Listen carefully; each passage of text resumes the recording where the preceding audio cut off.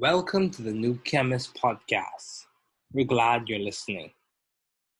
Feel free to download this podcast on Spotify and Google Podcasts. Here on the New Chemist, we discuss chemistry, which simply put is the science of change, as well as the other sciences, careers, community, research, and COVID-19. We're happy you're tuning in. My guest today is Dr. Delmar Larsen. Thanks for joining me today. It is good to hear from you. Just briefly, I'll inform my audience about you. Dr. Delmar Larsen is a professor in the Department of Chemistry at the University of California, Davis.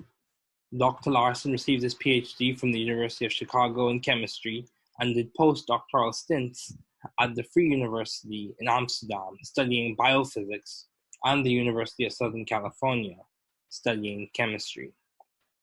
In 2005, Dr. Larsen moved to the University of California, Davis as an assistant professor. He was promoted to associate professor in 2012 and was promoted to full professor in 2019. Dr. Larsen's current research interests extend across many scientific disciplines, including biophysics, physical chemistry, molecular biology, and computational modeling, with a common thread of investigating and characterizing rapid condensed phase dynamics. Dr. Larsen is the founder and director of the LibreText project, consisting of 12 independently operating and interconnected libraries that focus on augmenting post-secondary education in specific fields in both the STEM fields, the social sciences, and the humanities. Please welcome Dr. Larsen.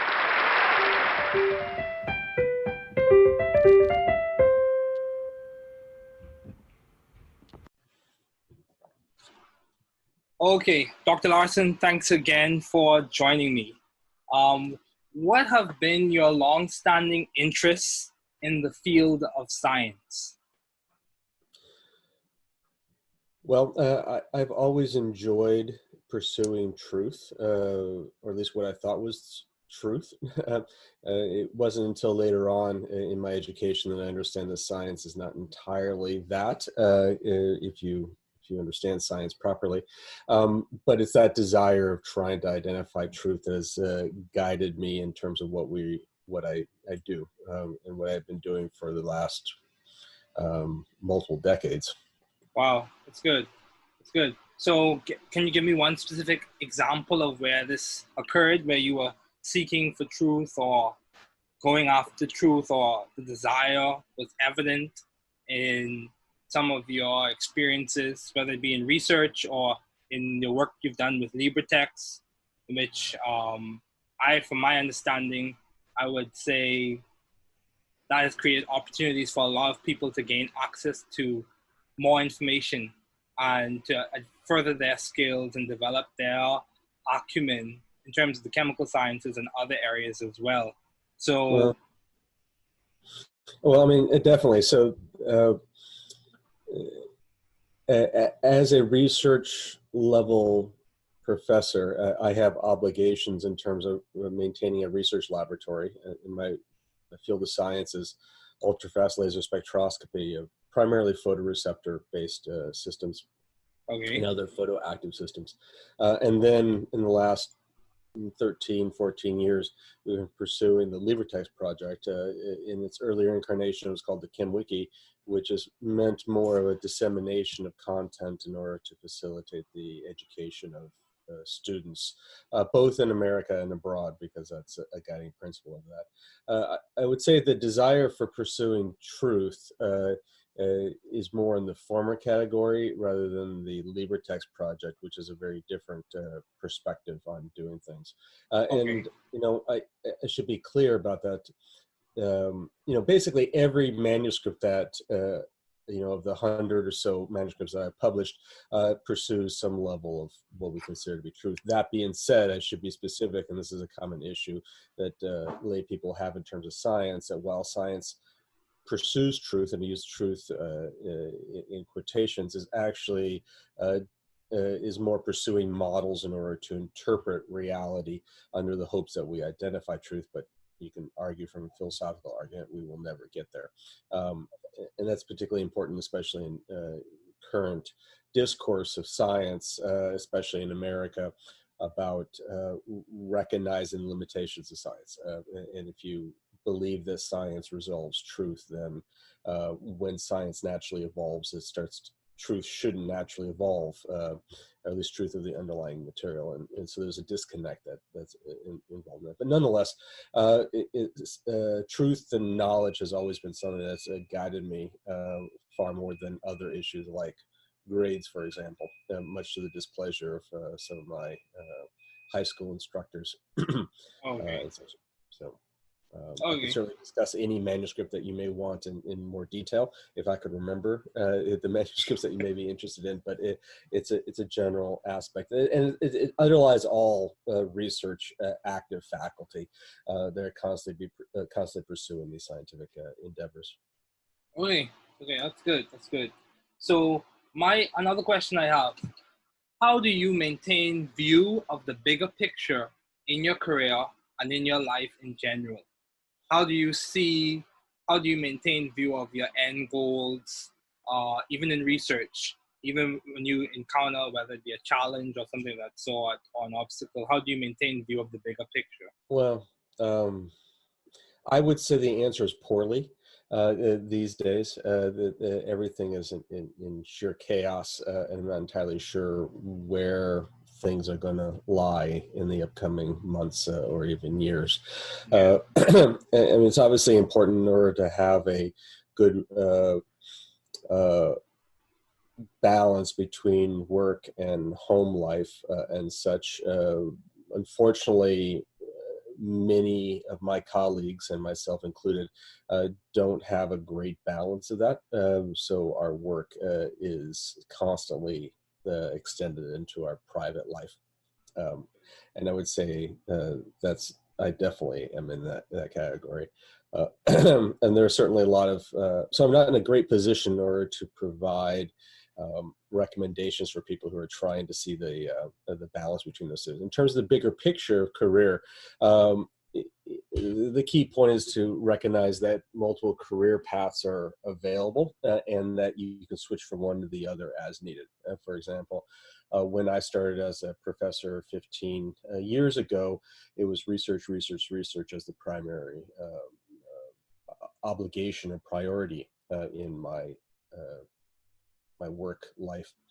In the last 10 years of that, it's been slowly transitioning into the LibreText project, as you mentioned before, because that I could see has a very meaningful impact. And while research is very fulfilling in many ways and many aspects, it can have a paradigm shift of all of culture and all of reality, or at least the way we view reality. But the vast majority of research is incremental or doesn't fall in line in that category. So it's hard to see the impact of what you're doing. It's nice to see, what your H index is and how many citations and things like that. But when it's all said and done, it's the LibreText project that really helps to put me into a context of seeing the impact of what I'm trying to do. And then that really drives me in order to pursue it. Okay, that's good. That's very good. So as we continue, another question that comes to mind is, how have you been adaptive and creative in the field of science? Well, I mean, it's really easy in order to go to this quote that Einstein gave many years ago, in terms of basically arguing that imagination is one of the most important aspects associated with doing good science. And that's very true. It's the scientists that are very rigid in the way that they view things oftentimes have a very short half-life, and are unable to deal with the fact that things change and you be able to deal with it. So one of the nice things of being in a large university provides us faculty that has the opportunity to be exposed to a wide range of different activities, research in a variety of different fields, and various ways of implementing things. And that right there is probably one of the most important aspects associated with maintaining my ability in order to be adaptive and creative in what's going on there. If I were in a much smaller institution with far fewer faculty coming in, visitors, speakers, and such like that, I think it'd be a harder opportunity or a harder chance for me to be able to maintain that. Okay. Okay. Yeah. That's very true. It's very true. So, another question I have for you: how have you sought or found the right environment for you to thrive scientifically and intellectually? How did you find it? Because I think any observer could say that you are thriving scientifically and intellectually. So how would you describe the process or the journey for you finding this place or right environment? Well, as a chemist, you typically make a decision sometime in graduate school and perhaps earlier about whether you want to pursue academia or if you want to go into industry. And they have their different cultures and benefits and detractions associated with that. So that's the first point that needs to be done in order to decide where to go. Naturally, in both of those directions requires finding a place to sit. And when it comes to academia, it actually turns out that there are, if you want to do research level at the R1 institution, there are a handful, multiple handfuls of departments that you can go to, and you go on the market and such, and you typically, if you're lucky, get a handful of offers that you're able to work from, and then you're largely stationary for a period of time, so you don't have a lot of flexibility. Knock on wood. Many people do move around, but most faculty don't move around from one campus to another campus, and then that's largely where you're stuck. And I use the term stuck quite loosely here. It's not meant to be a negative necessarily, but the mobility is far less than what you can expect in industry, where you can go from one spot to another spot. Part of the reason for that is in academia, you have the opportunity of getting tenure, which provides a strong stability and protection for your job, which is exceedingly important right now in this COVID era. So that is tied into the position. So once you have that, you're less likely in order to move. Although when you do move, you oftentimes can negotiate to have tenure come with you. So that's not meant to say that you're up in the, it's random in terms of where you find the right environment. Once you come to the campus that you're at, then it's up to you to find your colleagues that you're able to communicate with and the community within the campus in order for you to be able to fit into and pursue that. And again, by being in a larger institution, I've been fortunate in order to be able to find many groups and many faculty that I've had great scientific relationships with and collaborations in order to move forward. So it's important to always look for these people in order to move forward. Okay, yes, that's true. That's very true. As well as, how have you maintained vision and teamwork in your environment? Well, I mean, one of the important things to keep in mind with that question is that when you're running a research program, you're running a research group, which means that you have graduate students, oftentimes undergraduate students, maybe postdoctoral research assistants and such like that. So you're intrinsically running a collaborative group. And the more important aspect is how to run that group effectively. And unfortunately, many of us learn that by trial and error, less than being trained in terms of how to be an effective manager in order to run these students and move it forward. So that collaborative aspect is baked into how research is typically done in academia. It's also baked into how research is done in industry, although I know less about that, in part because there's a lot of return on investment evaluations and oversight and feedback in order to make sure that revenue and costs are all used effectively off of that. But I can't really comment confidently on that culture. Okay. Yeah, that's true. Also, my question for you is, why did you choose chemistry as a field to major in? Why did you choose chemistry? You know, It's always been chemistry for me. It's never okay, been a choice. So let me phrase that. The biggest choice I had in college was what type of chemistry I was interested in. okay, And physical chemistry came out quite naturally because of my interest in math and physics and such like that. But I always had a desire for biological chemistry. In fact, for the first quarter uh, at the University of Washington, I was a biochemistry major, and then I switched over to physical chemistry. But I overlapped with biology, physics, and chemistry in my research. okay. So it sounds like you have done work in biophysical chemistry. Yes. Okay. My question to you also is, what specific area of physical chemistry really was your main interest? Was it thermodynamics, or quantum mechanics, or was it a mixture of both? No, I love thermodynamics, but uh, I'm a kineticist or a dynamicist at heart. Okay. um, Quantum mechanics is beautiful. Statistical mechanics is beautiful. It's all beautiful when you get into the details behind it. Uh, so you know, I was trained in graduate school as a dynamicist, and specifically an ultra-fast laser dynamicist. So I was interested in things that are happening on a femtosecond, picosecond, and nanosecond time scale. Before that, when I was an undergraduate, I was trained in a gas phase molecular beam helium cluster experiment with some mass spectrometry and a few other things associated with that. So I went from gas phase to condensed phase and transitioned from dynamics that are more energy resolved to dynamics that are temporally resolved. Okay. So. Okay.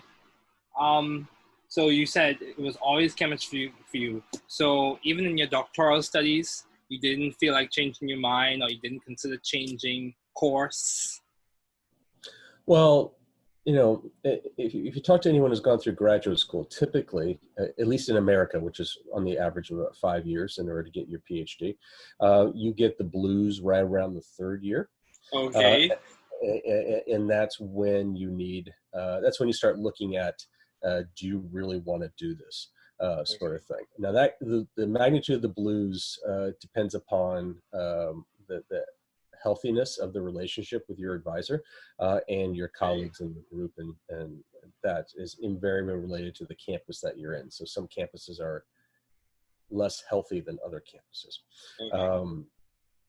But certainly I went through the blues in order to look at alternative options out there. But I stuck with it and moved forward, and quite happy that I did. Yeah, and you could see the fruits of your labor, the success, as we see right now. My last two questions for you. Do you have any advice to those wanting to pursue the field you're currently working in? Are you referring to ultrafast laser spectroscopy, to chemistry, academia specifically, or Academia specifically. um, Specifically towards undergraduates and incoming graduate students and current graduate students, so students in general. uh, I've seen a lot of students come in that may doubt themselves, Okay. doubt their ability in order to move forward.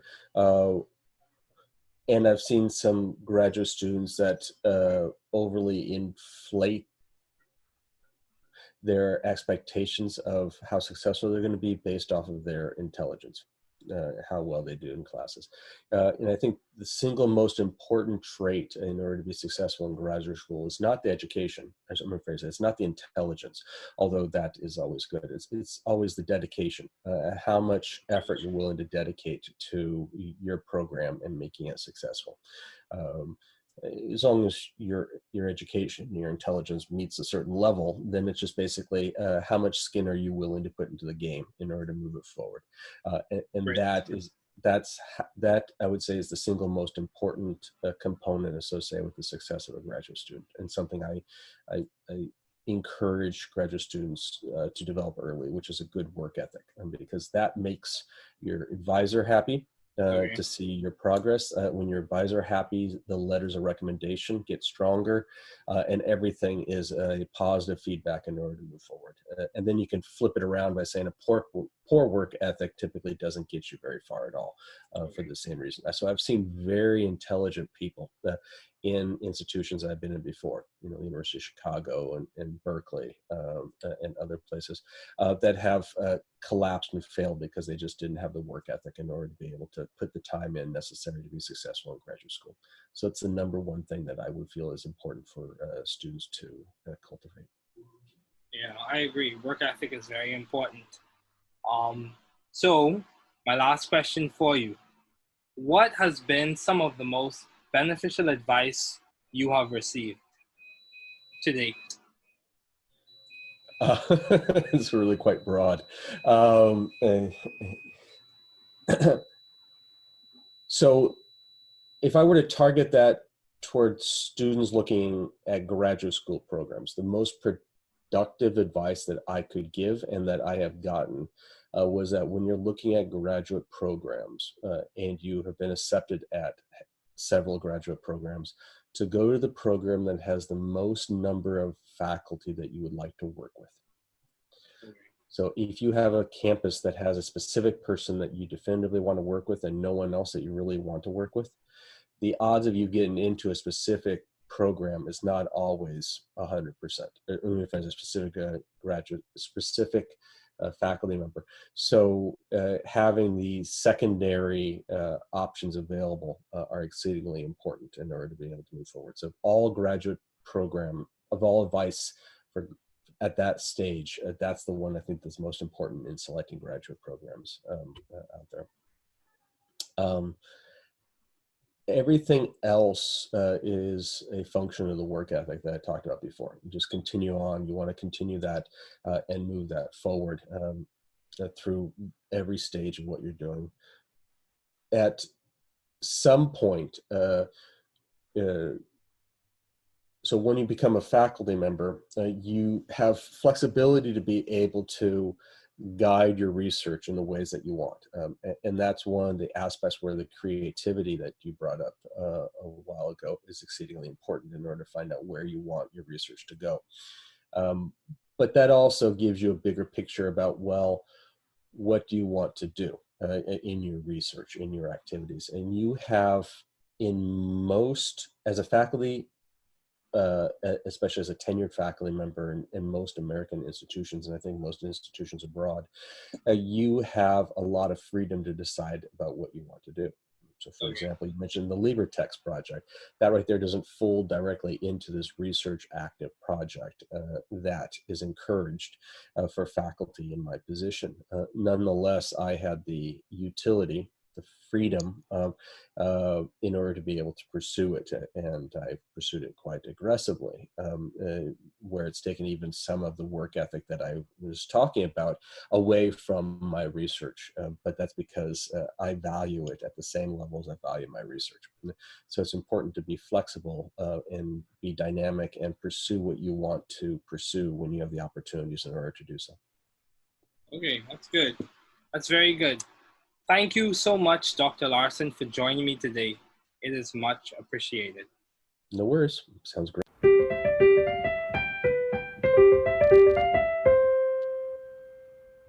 Thanks for listening. We're glad you were able to tune into this podcast. Once again, this is The New Chemist, where we discuss chemistry, which simply put is the science of change, as well as the other sciences, careers, community, research, and COVID-19. Thanks again for listening. Note, the views on this podcast represent those of my guests and I.